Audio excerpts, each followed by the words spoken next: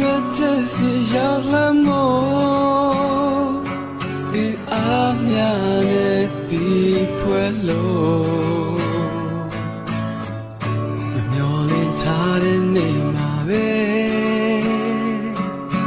မိုးနဲ့သမီးရဲ့ပုံရိပ်လေးရင်စီရောက်အောင်ခိုးလာမယ်ပိုင်ရှင်မဲ့လို့ထော်ရာမျက်နှာအချင်းနဲ့ပုံရိပ်လေးနာစီလဲလာတဲ့ခဏမှာကိုပြန်သွားတော့လွယ်ရပြီလေအတူဆုံးမဲ့ရက်တွေရှိတွေ့ရဆောင်နေ